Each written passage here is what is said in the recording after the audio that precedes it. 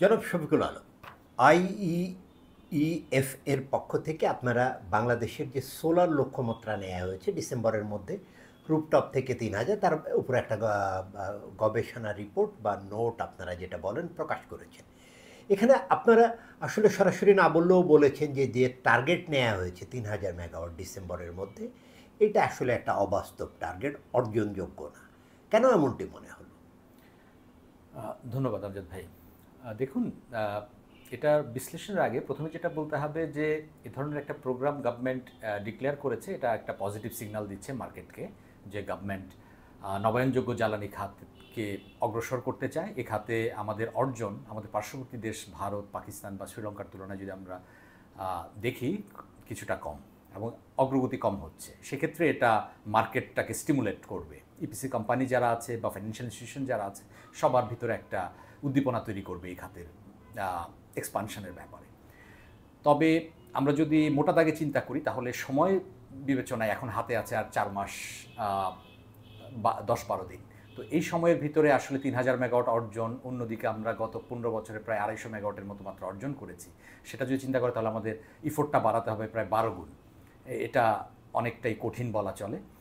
আরেকটি technical parameter যেটা রয়েছে সেটা হচ্ছে যে এ খাতের যদি আমরা যে স্থাপনাগুলোতে আমরা রুফটপ সোলার ইনস্টল করব তাদের যদি আমরা চাহিদা বিবেচনা নেই, তাহলে আমরা দেখতে পাচ্ছি যে আমাদের কমার্শিয়াল বিল্ডিংয়ে 11% বিদ্যুৎ কনজিউম করে।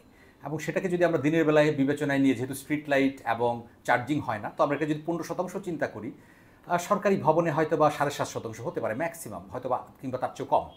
অন্যদিকে শুধুমাত্র সরকারি অফিসের কথা চিন্তা করা হয়েছে, তারপরেও আমরা এটা কনজারভেটিভলি যদি চিন্তা করি 7.5% হবে। অন্যদিকে 1.17% বিদ্যুৎ কনজিউম করে হচ্ছে school, college, religious institution, hospital. তো অল টুগেদার আমরা পাচ্ছি 8.67%। তাহলে আমাদের চাহিদা হচ্ছে দিনের বেলার সর্বোচ্চ 15,000 মেগাওয়াটের থেকে এটা প্রায় 1300 মেগাওয়াট আসছে। তো স্যাংশন লোড এখানে 2000 মেগাওয়াটের উপরে আসলে আইডিয়ালি হওয়ার কথা না। তো সেই হিসেবে এখানে 3000 মেগাওয়াট টেকনিক্যালি পাওয়া কঠিন। আরেকটি বিষয় হচ্ছে যে আমাদের যদি এই প্রকল্পটাকে পুরোপুরি বাস্তবায়ন করতে হয় তাহলে fund allocation, tendering, work order প্রদান এবং তারপরে বাস্তবায়ন সব কিছু করা। তো ওভারঅল এত বড় স্কেলের রিনিউয়েবল এনার্জি প্রকল্প আমরা আসলে এত স্বল্প সময়ে করতে পারবো কিনা সেটাও একটা বড় প্রশ্ন রয়েছে। এবং সাথে কোয়ালিটি অ্যাসুরেন্সের ব্যাপার রয়েছে। দ্রুততার সাথে করতে গেলে vendor selection, EPC company selection, এখানে কিছুটা ল্যাপস থেকে যেতে পারে, যেটা হয়তো কোয়ালিটি অ্যাসুরেন্সে পরবর্তীতে প্রবলেম তৈরি করবে। সো ওভারঅল এই প্রজেক্ট মানে এই প্রকল্পটাকে বলা চলে আমাদের কাছে মনে হচ্ছে যে এত অল্প সময়ে আমরা অ্যাচিভ করতে পারবো না, প্লাস টোটাল পটেনশিয়ালও হয়তো এতটা নেই এই খাতে। না, ধরুন এই বিষয়ে বাংলাদেশ তো আসলে নবায়নযোগ্য জ্বালানি বিকাশে একটা উদীয়মান দেশ এবং চেষ্টা করছে। তো কয়েকটা ঘটনা ঘটেছে গত জুনের 16 তারিখ নবায়নযোগ্য জ্বালানি নীতিমালা 2025 ঘোষণা করা হয়েছে এবং তার কদিন পর সরকারের প্রধান উপদেষ্টা তিনি জাতীয় রুফটপ সোলার কর্মসূচি ঘোষণা করেছেন এবং ওখানেই তিনি তার ইচ্ছেটা প্রকাশ করেছেন সরকার প্রধান হিসাবে যাতে সরকারি সকল ভবন, স্কুল, কলেজ, মাদ্রাসা তার ছাদে রুফটপ করা হয়। কিন্তু এই যে ডিসেম্বর পর্যন্ত 3000 মেগাওয়াট টার্গেট নেওয়া হলো, প্রথম ইন্টেনশন এবং বাস্তবায়ন যোগ্যতা। আসলে অনেক সময় আমরা দেখি সরকার উচ্চাভিলাষী প্রকল্প নেয় এবং আমরা অনেক সময় দেখেছি যারা পরিকল্পনার সাথে যুক্ত থাকেন তারা বলে থাকেন যে আমি যদি 2000 নিয়ে অন্তত 1000 অ্যাচিভমেন্ট হবে।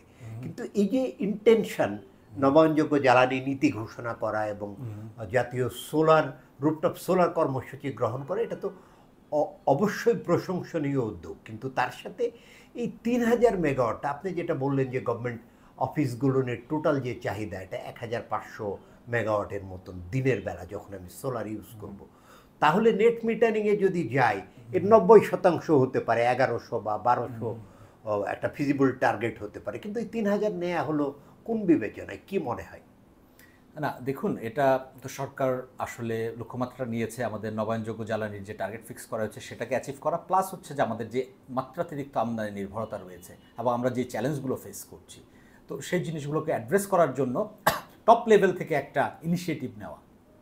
এখন এখানে টেকনিক্যাল এবং ইমপ্লিমেন্টেশনে অনেক ধরনের চ্যালেঞ্জ থাকবে। তারপরেও আমাদের এটা থেকে যে অ্যাচিভমেন্টটা হবে, আমরা যদি ডিসেম্বরের ভিতরে আমরা যতটুকু অ্যাচিভ করতে পারি, সেটা আমাদের পরবর্তীতে নিউ প্রোগ্রাম ডিজাইনের ক্ষেত্রে আসলে আমাদের রূপরেখা বা অন্যান্য প্যারামিটারগুলোকে ফিক্স করার ক্ষেত্রে যথেষ্ট সহায়তা করবে। তবে আমাদের অবশ্যই বিবেচনায় রাখতে হবে যে তড়িঘড়ি করে বাস্তবায়ন করতে গিয়ে যদি আবার এমনটি হয়, যেটা আমাদের গ্রিড কানেকশন নেওয়ার জন্য অনেকেই বাসাবাড়িতে করেছিলেন, সেই প্রকল্পগুলো আসলে এখন বিদ্যুৎ জেনারেট করছে না, তো সেটি মাথায় রাখা প্রয়োজন। অন্যদিকে সরকারি অফিসে যে পাবলিক ফান্ডে করা হবে প্রজেক্টগুলো, সেগুলো কিন্তু ক্যাপেক্স মডেলে, কিন্তু 20 থেকে 25 বছর বা 30 বছরের যে দীর্ঘমেয়াদী মেইনটেনেন্সের যে ব্যাপারটা আছে, সেটার জন্য কিন্তু ফান্ড অ্যালোকেশন প্রয়োজন। সেই ফান্ডটা কোথা থেকে আসবে, সেটা গভর্নমেন্ট হয়তো মান্থলি যে সেভিংস হবে এই ক্যাপেক্সের প্রকল্পগুলো থেকে, সেখান থেকে একটা ফান্ড ক্রিয়েট করে সেটা হয়তো করতে পারে, বাট সেটাও একটা মেকানিজমের মাধ্যমে করতে হবে। এই ধরনের আননোন প্যারামিটার যেগুলো রয়েছে, কিংবা গ্রামেগঞ্জের কথা যদি চিন্তা করা হয়, সেখানে কিন্তু লোডশেডিং আছে। সেখানে যে ওপেক্স মডেলে এই ছোট ছোট প্রকল্পগুলো হবে, হ্যাঁ, তো সেখানে যখন লোডশেডিং আওয়ার থাকবে, তখন কিন্তু এই সোলার জেনারেশন এটা হবে না। কারণ নেট মিটারিংয়ের মাধ্যমে বাইডিরেকশনাল মিটারে যেটা হচ্ছে গ্রিডের বিদ্যুৎ নিচ্ছে এবং গ্রিডে বিদ্যুৎ যাচ্ছে, যখন লোডশেডিং হবে তখন গ্রিড থেকে সিস্টেম ডিসকানেক্টেড হবে। তো এটা যদি লোডশেডিংটা যদি অসহনীয় পর্যায়ে চলে যায় গ্রামেগঞ্জে, তাহলে কিন্তু ওপেক্স মডেলের যারা ইনভেস্ট করবে, তারা কিন্তু ইনভেস্টমেন্টে খুব একটা আগ্রহ প্রকাশ করবেন না। কাজে এটাকেও কিভাবে সলভ করা যাবে, এই যে আননোন প্যারামিটার আছে, এগুলো অ্যাড্রেস করা দরকার। দেখুন যে 2018 সালে যখন নেট মিটারিং পলিসি ঘোষণা করা হলো, তখন থেকে এখন পর্যন্ত আমাদের অর্জন, মানে বিশেষ করে যদি আমি গত 15 বছরে ধরে রুফটপে আমাদের প্রাইভেট পাবলিক সব সেক্টর মিলে 245 মেগাওয়াটের মতন বা 250 মেগাওয়াটের মতন ক্যাপাসিটি ডেভেলপ করেছে।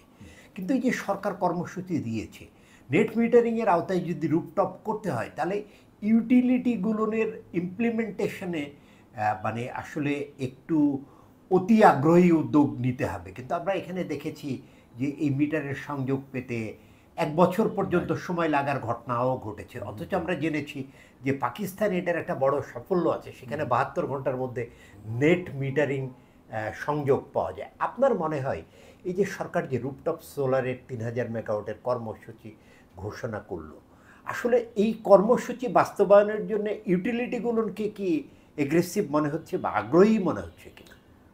আসলে এটা পুরোপুরি বোঝা যাচ্ছে না ইউটিলিটিগুলোকে, বাট আমরা ওভারঅল যদি নেট মিটার সিস্টেম মানে রেগুলেশনটা যখন 2018-তে হয় এবং পরবর্তীতে 19-এ রিভাইজ হয়, এখনও আন্ডার রিভিশনে আছে, এই পিরিয়ডে আমরা আসলে ইউটিলিটির ভিতরে সেই ধরনের মোটিভেশন আমরা দেখতে পাইনি। এর যুক্তিযুক্ত কারণ আছে। বিপিডিবি একটা পার্সপেক্টিভ, কিন্তু আদার ইউটিলিটি যেগুলো, তাদের আলাদা পার্সপেক্টিভ আছে। তারা যদি এখন নেট মিটার মানে নেট মিটারের মাধ্যমে যেই স্থাপনাগুলো বিদ্যুৎ জেনারেট করবে, সেটা কিন্তু আসলে তাদের উচ্চ মূল্যের যে ট্যারিফ, সেই জায়গা থেকে এই জিনিসটাকে কমাবে। এতে করে তাদের ভিতরে একটা প্রশ্ন আছে যে তাদের রেভিনিউ শর্টফলটা বেড়ে যায় কিনা।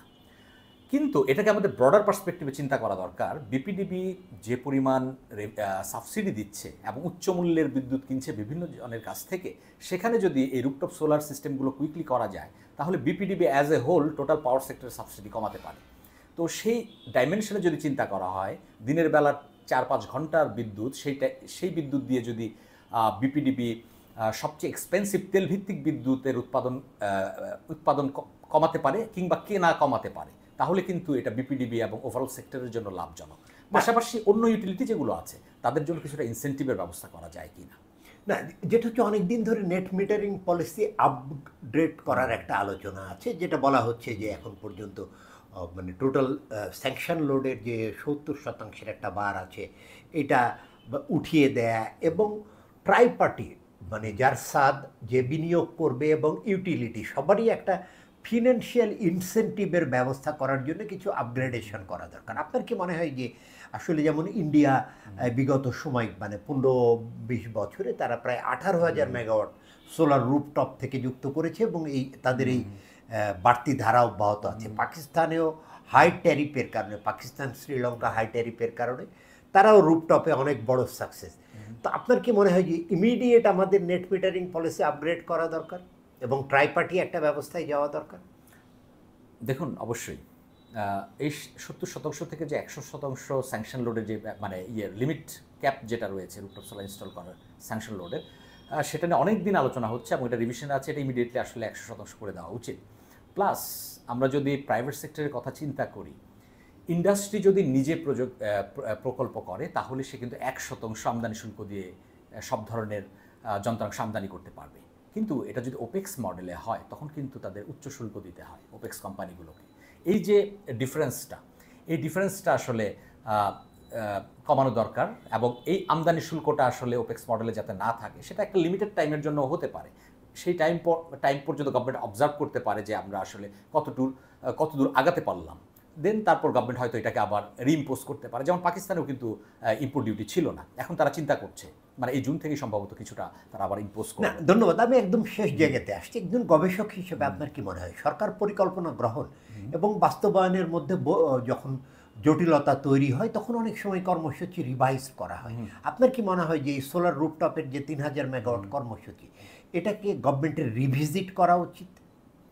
হ্যাঁ, এটা এটা এটা এটা আবার যে টাইমলাইন এবং সব কিছু তা সে অনুযায়ী দেখা যাচ্ছে যে এটা রিভিজিট খুব সম্ভবত করতে হবে খুব তাড়াতাড়ি, কারণ আসলে ডিসেম্বর এই স্বল্প সময়ে এটা অ্যাচিভ করা যেমন কঠিন হবে, প্লাস আরও একটি বিষয় যেটা বলা হয়নি, অনেকগুলো সরকারি স্থাপনা যেটা অনেক বছরের পুরনো সেখানেও হয়তো রুফটপ সোলার সাফিসিয়েন্টলি করা যাবে না। কাজেই প্রপার অ্যাসেসমেন্টটা করা যেখানে কতটুকু পটেনশিয়াল আছে, সো এই জিনিসগুলো দেখতে গেলে হয়তো গভর্নমেন্টকে আবার রিভিজিট করতে হবে। ধন্যবাদ জনাব শফিকুল আলম, এনার্জি পাওয়ার ডিজিটালকে সময় দেওয়ার জন্য। ধন্যবাদ।